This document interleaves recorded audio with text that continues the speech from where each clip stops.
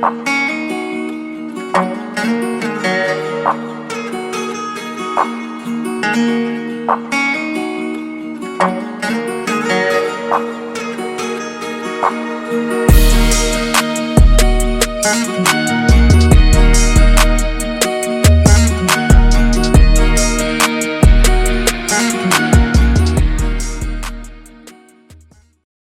y'all, welcome back to Ribs Real Estate and Ramblings. As always, I'm Roy May with Bach Realty Group, and we are here at Cooper's Old Time Pit Barbecue right here on the bypass in College Station.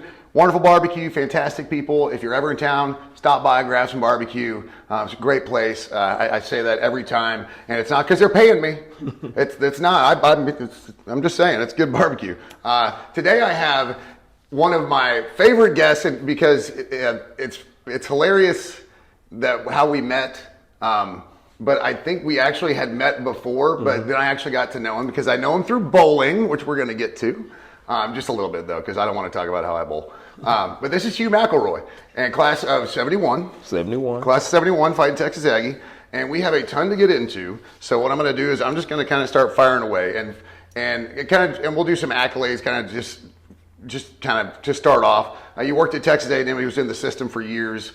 He is now semi-retired. So he's retired from A&M. Now, where are you now again? I'm at International Leadership of Texas. It's a free trilingual charter school at Lone Meyer and Graham. There you go. Yes. So still serving the public, still involved in education, which, the more great people we have involved in education, the better off, young people are. And so you love, and again, this is really about, and I was trying to tell you, there's no better way in Texas to sit down and just kind of shoot the bull than over a plate of barbecue, right? Right. Right. There's no better way. And I let him know that I would talk enough to where he could eat if he wanted to. But take you up on that. No, please, by all means, barbecue sauce. We got sides. Help yourself. But he's been kind of a pillar for a long time around here, and it's funny if you kind of look around, you look at some articles. It's funny. I guess maybe kind of how it became about, but even how it became about, it still was a vessel for you to be able to serve and give back to A&M. So where I want to start though is, so your family has some military history. Yes. Yes. Yes. And I know that you're proud of that. And so if you don't mind, kind of tell us a little bit about your military history, because I'm a retired Army. Right. And my dad already got a sister in the Army. My granddad was Army Air Corps and then Air Force. So the military runs in our family. So I'll kind of give you a little time just to pump up your family. Okay. Well, it would all start with Grandpa, Hugh George McElroy, born in 1884, lied about his age. To join the CAV. Join the CAV. Join the CAV at 14. And he was in the Spanish-American War, World War I. He won the French Croix de Guerre for bravery. He charged up San Juan Hill, helped capture Pancho Villa. I mean, it goes on. And then all of his 4 boys were in the service. Uncle George, who's a journalist, was in the Navy. He was a Navy journalist. Okay. And then Uncle James was in the Air Force. My dad was in the Marines and in the Navy. And then who am I missing? Uncle Philip. Yeah, he was a lifer Marine. Running out of fingers. You're like, I have to take our shoes off because we use our toes to count. Yeah, he was a lifer Marine. God, that's amazing. And I found your grandfather online, and I didn't get a chance to ask because it didn't really talk about his lineage. It said he had 4 sons. It didn't even name them. So I was like, well, I can't really track from there. But one of his sons rescued someone from a burning house in Houston. Is that correct? That's my dad. That's your dad? That's my dad. So your dad and your grandfather... right across the street. He was, and if I'm not correct, or if I'm not wrong, generally I'm not correct. That's why that comes out of my mouth that way. And my wife reminds me of it frequently as well. And so he was the first Black American on a war bond poster. Is that correct? Is that your grandfather? That is correct, yes. That's unbelievable. He was out at Ellington Field. Yeah, Ellington Airfield down in Houston, right? Mm-hmm. Yep. That's nuts. That's completely nuts. Like they should make a movie out of him, right? They should. But we're making a movie out of you, right, and we're going to get right. to that. Yeah. Sit next to a movie star as well, I might add. And so that's something that's just to really have that military history and lineage, and I'm going to kind of segue that into this. Your decision to come to A&M, and when you came to A&M, so you were class 71, so 71, 76, 69, 68, so you got here in the fall of 67, correct? Yes. And that's only 4 years after A&M had integrated, right? Right. So your decision to come to A&M, was a lot of that from the military history, or was it something else, like education, or? Well, I had been accepted just as a student, as an academic student. But my reason for coming was because I felt like I wanted to carry on the family tradition of being in the military. Okay. And when I got accepted, that was Grandpa, in Grandpa's mind, that was God's way of saying it should be so. He called A&M West Point on the Brazos. He's not the only one. Yeah. But honestly, given his history, he might have been the one that coined the phrase. It would only make sense. So you come to A&M, and obviously, the university is growing in ways that it hadn't seen in its history, right? And my dad was class of '66, so he was here, kind of doing this. He left right before you did. And you get here, and Sammy Williams and J.T. Reynolds. And I read kind of about this. Y'all were in dorms, kind of across the way from each other, and they kind of talked you into trying out for football, right? Well, it wasn't so much them, at least not alone, but what would happen is the way I even got into the athletic dorm was because of Curtis Mills. Really? And like I said, I had been accepted to come here as a student, and I had two other classmates from my high school, Worthing High School, who were being recruited in track, Sidney Sashry and Edgar Harvey. And they said, hey, Mac, why don't you come up, ride up to the campus with us and just look around, And they were coming up to meet other scholarship athletes, track in particular. Oh, gotcha. Because did all three of y'all ran track, right? Is that right? Or yeah, them more than me. They ran track, you were at track. Well, I was fast, but not fast at my high school. I ran a 9,600 yards, but they had me trying to pole vault. I couldn't make a relay team in my high school. I was a fantastic high jumper and triple jumper, and they were like, you know what you should do? Run the 300-meter hurdles. And I was like, man, if you timed my 40-yard dash, you could use a sundial. You do not need me running. I don't know what you're talking about. So I feel that on a deep level. Yeah. So I got up here, and at the end of the trip, we all went home, and Coach Charlie Thomas, called Curtis, since he was the crown jewel in the recruiting class, and said, hey, man, who do you want to room with? And he said, either Sidney or Edgar would be fine with me. And Coach Thomas said, well, they've gone to high school and junior high, they're real good friends. They're going to be roommates. Who's your second choice? They're already rooming together. and he said, Mac. And he said, Mac who? We're not recruiting anybody named Mac. Mac who? And he said, Hugh McElroy. And he said, well, we're not recruiting him either. And he said, well, that's who I want to be my roommate. And he said, Curtis, if he's not on the track team, he can't stay in the track dorm, and he can't be your roommate. And he said, well, I really need to have Mac as my roommate. And he said, well, we can't do that. And he said, well, Coach, I know you want me here, and I really want to be here, but I especially want Mac to be my roommate. He said, perhaps you could teach him to throw the javelin. Find a spot for him. He said, I heard he had a good arm in baseball. If you taught him to throw the javelin, then he could stay in the track dorm, and then he could be my roommate. You're picking up life skills just because you got a roommate. Right? I mean, I don't know how much of a life skill throwing a javelin is, but it does make you unique. Well, I tell you what, I got a phone call. Hello? Look, I don't have a scholarship, but if you want to learn to throw the javelin, you can room with Curtis. Who is this? And so we worked the deal. Okay, that's fine. So that's how I got in the track dorm. All right. Oh my gosh, that's hilarious. But even in field events, and you'll know this, you had to run wind sprints in practice. Oh, yeah. Well, I'm running with high jumpers, shot putters, discus throwers, and I'm out running them like nothing. Boy, those are the people you want to be running against. Right. But then he said, why don't you forget the javelin and look at the sprints? And I was holding my own there. First meet of the season, I pulled the mother of all hamstrings. I mean, from the bend of my knee to upwards. Just all of it. So wasn't going to be able to run anymore. And then during later that spring, out in front of Fowler Hall, playing touch, with guys, and somebody said, "Hey, man, you're pretty good. You ought to go out for the team." I said, "Oh, okay, I'll try. I'll give it a try." So I went out and hurt my leg again, basically, and was told not to come back to tour days. So I didn't. And next year, in the stands and everything else with Squadron 14 is the outfit I was in. And then the next spring, playing in front of the dorm, and somebody said, "Man, you're pretty good. You ought to go out for football." I think my first thought at that point would be like, I'm going to hurt my leg again, aren't I? Am I just caught in this loop at this point? So Gullah I went back out again, but this time it stuck, and actually earned a scholarship the following year. So but that's how that happened. Well, and for those of y'all that don't know, he is the first black starter in Aggie football history. I have that correct, right? Yes. Now, correct me if I'm wrong. Jerry, and I think it's Honor, right? Honor with an E. Is it Hono or is it Honor? No, Honore. Honore. Okay. Yeah, so he Honore was the first black scholarship player at A&M. Is that correct? Okay. Well, first recruited. First recruited. Okay, Yes. that's what it was.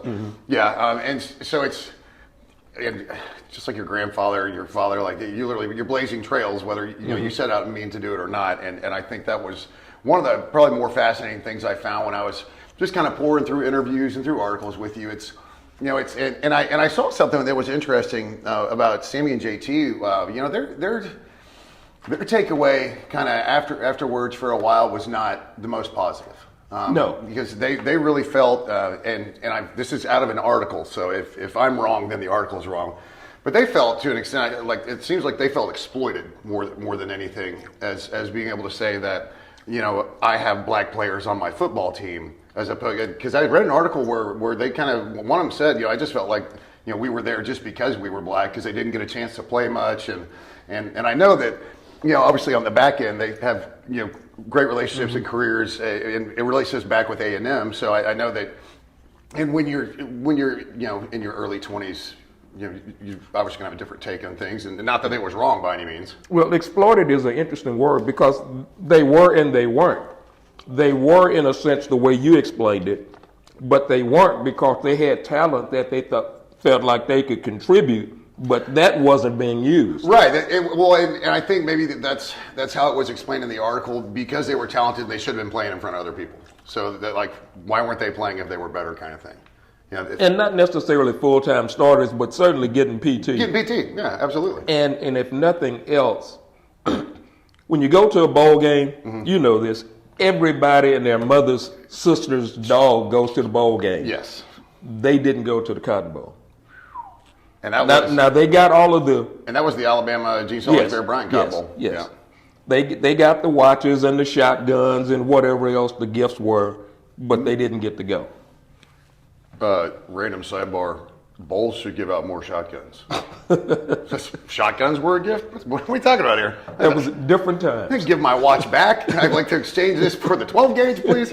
And I don't want to go real in depth to your TD catch at LSU because, like, obviously you're so much more than that catch. It's one play. It was great because we beat LSU, and LSU is right below Texas in certain rankings, but I don't use that kind of language in public. And I do want to talk about LSU just a real touch, just because not that game necessarily, but I remember my dad telling me stories. He was in the band, so he would travel, and he would tell me stories about they would go in and they have Mike the Tiger in a cage, and he said they'd rack the microphone across it and get that thing, or they like do something with the cage, going to wall up, and then just stick the microphone. And have it by the visitors where the visitors come out. Yeah, right. That's frightening. Tell you something else about that you may not have read. When I graduated and went to work, I got transferred to Morgan City, Louisiana, when I worked in the oil field. That is one stadium. Death Valley is one place that I'll never go back. It was. But I don't go. I got enough experience out of it. I don't go. Yeah, I'm good. Good. That's one is enough. But kind of what came out of that, and I saw this, I don't remember if it was a video clip or I read it, I can't remember what it was, but you talk about having a Black Awareness Committee that you were on when you were there, right? Black Awareness Committee, did I get it right? Yes. And you had a great quote that I loved, and the idea of that committee was so you didn't have the need to have that committee, right? Yes. Yes, that was our going in position. There were very few of us, and Was that athletes only, or was it? No. They weren't university wide. Yeah. Okay. And back then, if I had double vision, I probably saw a couple of dozen folks that looked like me on campus. Okay. Again, with double vision. Bonk over the head a little bit. Yeah, there we are. Yeah, but so forming a bond, having togetherness, just some common background stuff was a help, and it would also help to attract other people. But as that grew, you know, if you looked at it in a linear sense, that could go away. Right. You know, it hasn't, and I don't think it should have by now. Well, let me put it like this: based on the numbers and the percentages, I don't think it should have. Right. You know, time-wise, I thought it would have. Right. You know, looking from then forward, I thought it would have. Because I was. Yeah. I was 50. And it's interesting that you bring that up, and this is purely a coincidence. You see the sweater I have on. Well, yeah. Okay, and I'm not going to talk about Snoopy, but I have on a shirt under it. Okay, just something to keep from wearing a sweater. Oh, there you have it, the Black Former Student Network. There you go. Well, and I can't remember, was it Sammy or JT that, I don't know if he's still on the board of directors for the association? It would have been Sammy, I believe. It was Sammy. I don't know if he's still on. I didn't look at that, but so again, you know, there was a point where, you know, they obviously got back in the fold with the university. Yes. And yeah, it's great to see, obviously, because, you know, and this is where these conversations, you know, differ depending on who I'm talking to relative to age. You know, we can just be a little more blunt about things.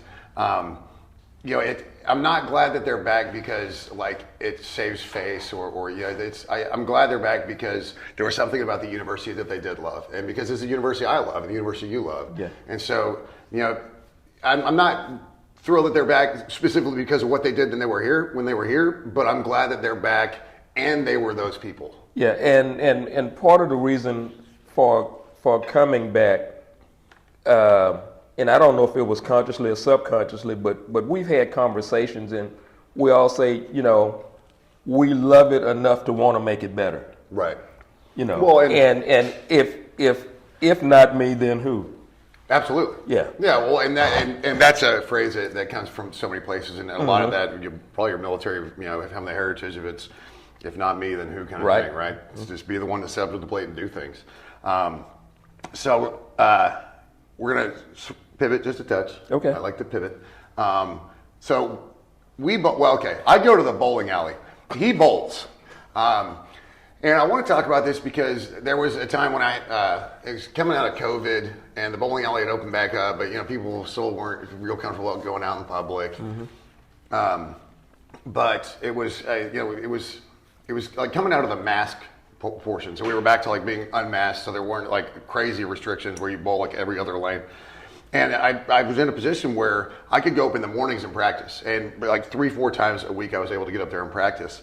And I would see like the senior league up there. And so we'll start with one, do you completely dominate the senior league? If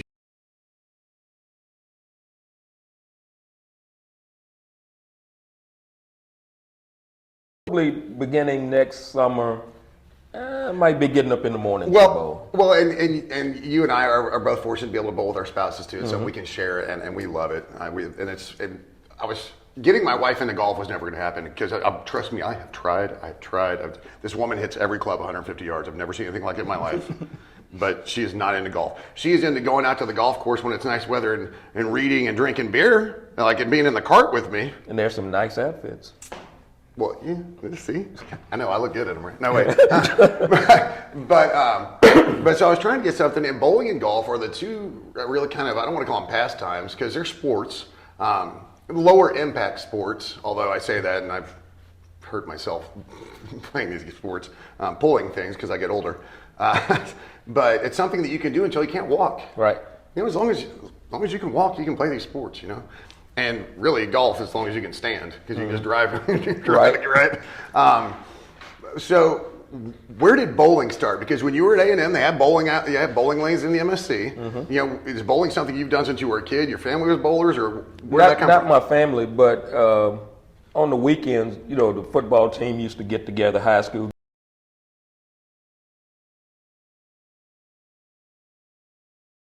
Going backwards in between your legs, but I actually started on the bowling alley before I finished high school. Really? Yeah. All right, because you're a good bowler, far better than I am. Not that that's a real high bar, so don't go tooting your horn too much here. But so and did you get your wife into bowling, or was she a bowler? Well, first of all, we met in what, 2010? I guess it was 2010. But see, she was a bowler in her own right. Oh. Already bowling, already going to nationals, traveling around. Oh, okay. And we found that was a common bond. Oh, absolutely. Yeah. Well, and bowling is unique because I think it's the world's largest participation sport, because think about it. Everybody bowls. Mm-hmm. You don't have to be in a league to bowl. Like going to the bowling alley and having no idea what you're doing is still fun. It's a fun night out. Get some beers, you know, get some terrible, you know, for you food from the bowling alley, and just go throw some balls, right? Yeah. Just go have a little bit of fun. And but to bowl at a competition level, you know, it takes things up to the next level. But I'll tell you right now, like trips to the nationals is one of my favorite things. It's one of my favorite trips every year. It forces me to like take time off work and go on a vacation, which is nice, because otherwise I'm terrible about doing that with myself. Like, oh, yeah, I'll have a vacation this year, and then I'm like, maybe next year. See, I've never been to nationals, Oh, you going but she's been, and she's, well, we already paid our dues for the next year, so we can go. Yeah. See, we're gonna party in Vegas. Yes, I love it. Well, and because I am much older in my mind than I am physically, I'm really glad that the hotel isn't on the Strip. I can't deal with the Strip. Yeah. It's for young people, man. I mean, the Strip maybe during the day. We just go see the fountains and call it a day. But yeah, out there at South Point, I'm really looking forward to it. So you're having a movie made, and I don't know if it was supposed to be a surprise or not, but I found it online, so it can't be that big of a surprise. It's not a surprise anymore. And it's done by the Texas production team, correct? Yeah, Texas Film Works. Texas Film Works, yeah, correct. I'm sorry. So walk us through, well, without giving away too much. Well, not about the story. Obviously, we're talking about your story. Yeah. But walk us through kind of the process of being approached to tell your story, and are you completely done filming? Yes. Okay, so it's really in production phase at this point. Yeah, it's actually, I think they've sent it out to some film festivals. Yeah, because it's on IMDb. That's actually where I found it online. It's Okay. on the movie rating, and movie information website and app and all that good stuff if you're on your phone. So tell us a little bit about, and obviously you've done a ton of interviews, just given what you've done in your past and your association, with A&M. Tell us about, because they did this to me too, but yours is going to be way cooler. Tell us about being approached, like how's that conversation start, and then how much say do you really like? Do they have kind of a full-blown thing like, hey, we want to do this and here it is, or hey, we want to do this, would you want to come be a part of really making it? Well, as I recall, and I think I'm accurate with this, it was Gabe Bach that brought it up to me. Oh. And we were sitting in Gabe's truck, and I want to say it was spring training or something, and I forget what year now, because this thing, we've been talking about it and working on it for a while. But he said, hey, what would you think about it? How would you feel about that? And I said, well, that sounds pretty good, sure. Why not? Why would I say no? Kind of thing. And then there were a couple of interview sessions, and then we got with Donnie and Clay and did some film clips and, some stuff here, stuff there, over to the house. Kind of the whole. Yeah, just different things, and they had a vision, and I just saw the snippets, right? And didn't know how it was going to be put together, actually what the real backdrop was going to be, right. and how it was going to unfold, and didn't know that until August the 10th is when we had a private showing over at the George Bush Library. Okay. And I was fortunate that I was able to have a lot of friends and family there. Oh, that's cool. And I was, not because it was about me, but just because of the quality of it and how they amazing work, right? Yes, and how they took what I saw as just little bitty snippets and just put it together. Yeah, That was really special. There's a reason they win awards over there, Yeah, right? Like, yeah. they're just the production quality alone is fantastic, and then you add in their ability to tell the stories, and just it's really fantastic. And what they did with what they were able to do, they did mine. Obviously, it's a little shorter. I'm not on IMDb; it's just a little YouTube thing. But and when is that coming out? Well, released to us. It has to go to the film festivals first because they want to. When you go to a film festival, you can't have a lot of public consumption until after the film festival. Right. So they've sent them to the festival. They sent them to.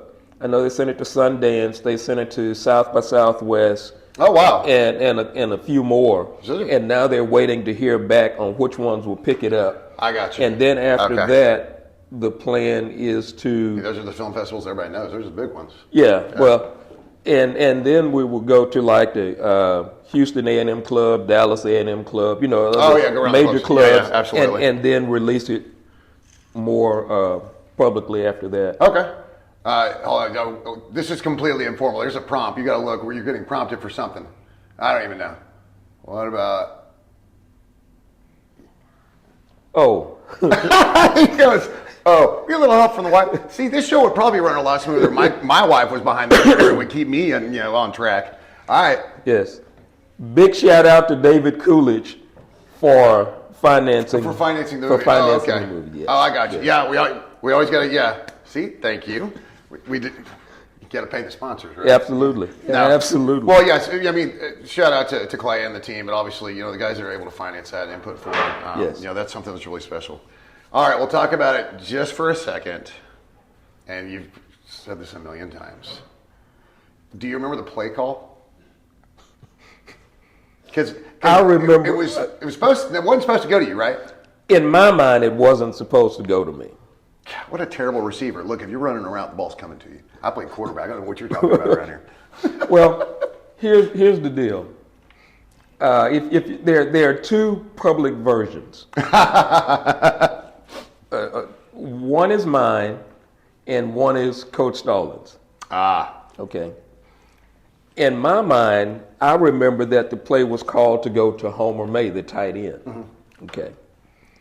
And in Coach Stallings' mind, and as he says in the movie, because he's in it. Oh, nice. He says, I told Mac to run just as fast as he could and Lex to throw it just as far as he could. Football hadn't changed. Use that track speed. Right there in the dirt and draw it up. Remember you got your back to me like, I want you to go here and I want you to go here. Yeah.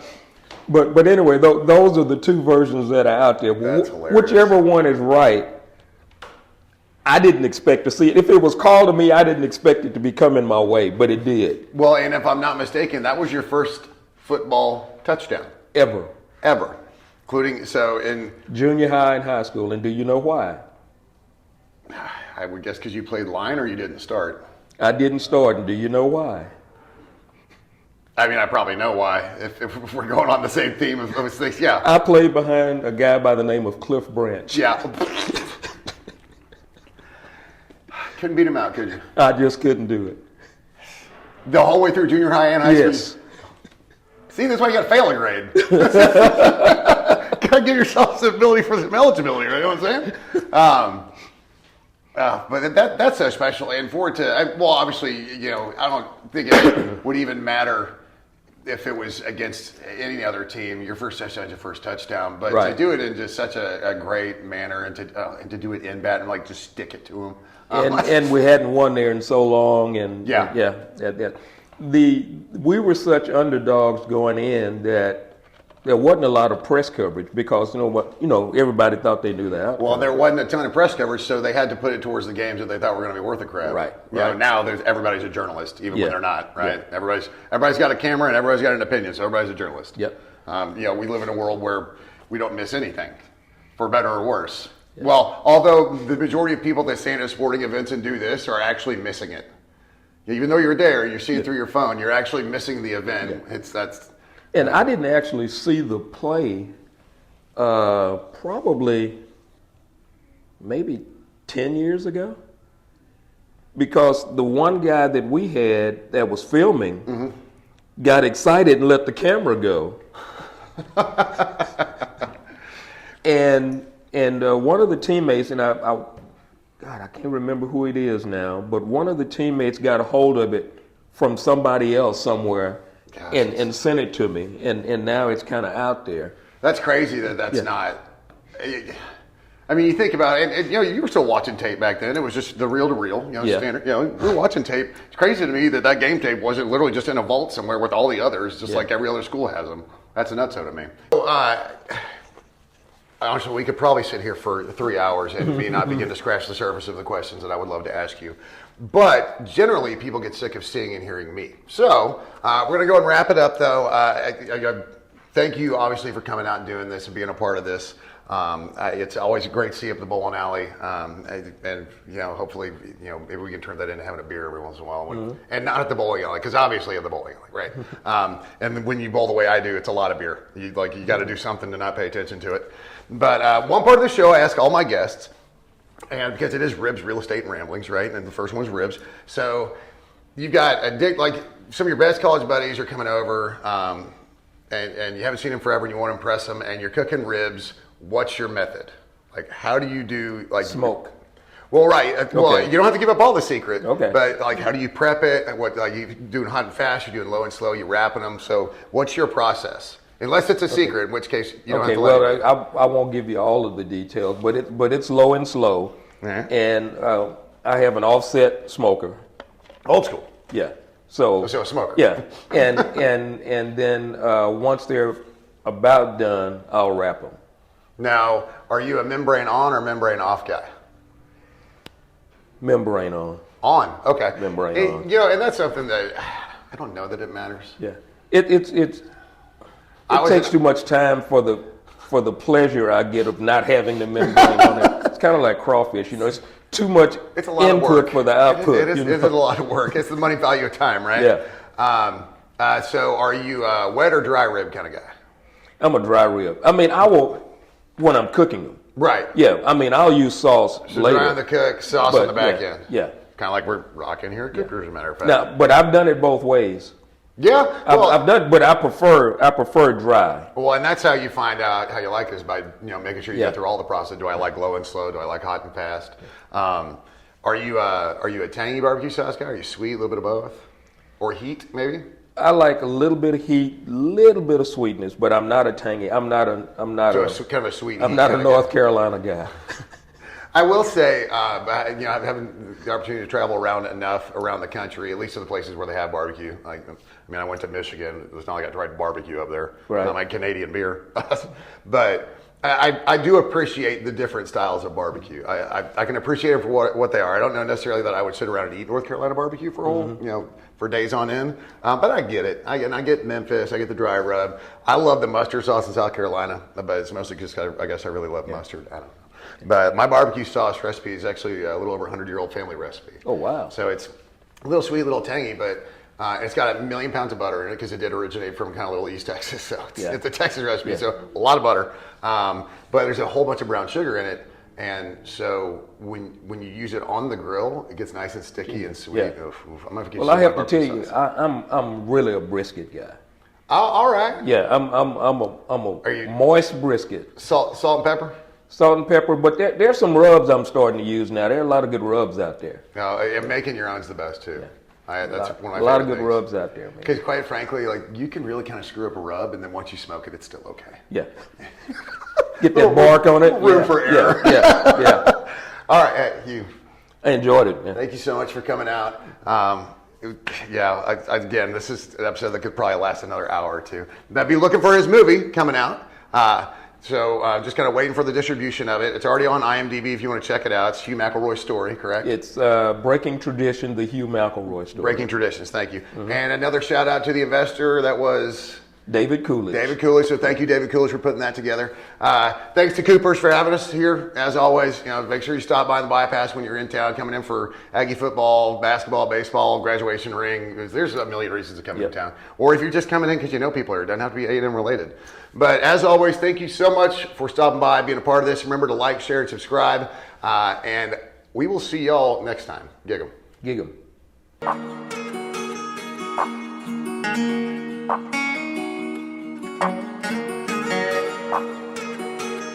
Bye.